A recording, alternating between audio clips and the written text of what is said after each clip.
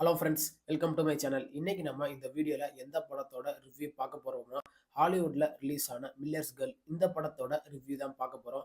இந்த படத்தோட கதைய பத்தி பார்த்தோம்னா, படத்தோட ஹீரோயின் வந்து காலேஜ்ல படிச்சுக்கிட்டு இருக்காங்க.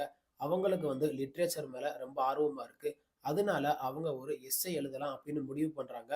அப்போ ஒரு நாள் அவங்களோட ஃப்ரெண்டோட பேச்ச கேட்டுக்கிட்டு, ஸ்டூடண்ட்டுக்கும் டீச்சருக்கும் உள்ள ரிலேஷன்ஷிப்ப பத்தி அவங்க எஸ்ஸே எழுத ஆரம்பிக்கிறாங்க. அதனால அந்த ஸ்கூல்ல இருக்கிற ஒரு ப்ரொஃபசர் கூட நம்ம ஹீரோயின் ரொம்ப க்ளோஸா பழகுறாங்க. கடைசியில இவங்க வந்து அந்த எஸ்ஸேய எழுதி முடிச்சாங்களா இல்லையா? அதே நேரத்துல அந்த ப்ரொஃபசருக்கு என்ன ஆச்சு? இதுதான் இந்த படத்தோட மொத்த கதையே. படத்தோட பாசிட்டிவ்ன்னு பார்த்தோம்னா, டைரக்டர் இந்த கதைய கொண்டு போன விதம் ஓரளவுக்கு நல்லாவே இருந்துச்சு. அதே மாரி இந்த படம் வந்து ஒரு 18+ படம் தான். அதனால இந்த படத்த ஃபேமிலியோட உட்காந்து பார்க்காதீங்க. இந்த படத்துல நடிச்ச எல்லா ஆக்டருமே அவங்களோட ஒர்க்க சூப்பரா பண்ணியிருக்காங்க. முக்கியமா ஹீரோயின் வந்து ஸ்டார்ட்டிங்ல இருந்து எண்டு வரைக்குமே அவங்களோட ரோல சூப்பரா பண்ணியிருக்காங்க.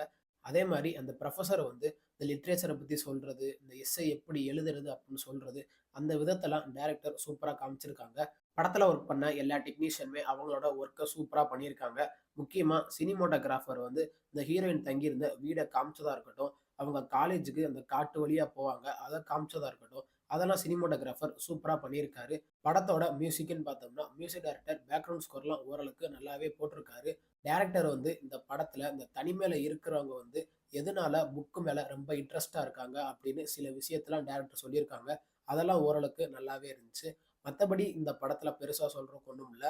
படத்தோட நெகட்டிவ்ன்னு பார்த்தோம்னா, டைரக்டர் என்னதான் கதைய நல்லா கொண்டு போயிருந்தாலும், சில இடத்துலலாம் நம்ம லேக் ஃபீல் பண்ண முடியும். அதெல்லாம் இன்னும் கொஞ்சம் ஃபோக்கஸ் பண்ணி எடுத்திருக்கலாம். அதே மாரி இந்த படம் வந்து ஒரு 18+ படம் தான். அதனால இந்த படத்த ஃபேமிலியோட உட்காந்து பார்க்கிறத அவாய்ட் பண்ணிருங்க. அதே மாரி அந்த புரொஃபசருக்கும், ஸ்டூடண்ட்டுக்கும் உள்ள அந்த காட்சியெல்லாம் டைரக்டர் என்னதான் நல்லா வச்சிருந்தாலும், சில இடத்துலலாம் சம்மந்தமே இல்லாம ஒரு சீன் வரும். அதெல்லாம் இன்னும் கொஞ்சம் ஃபோக்கஸ் பண்ணி எடுத்திருக்கலாம். மத்தபடி இந்த படத்துல பெருசா சொல்றதுக்கு ஒண்ணும் இல்ல.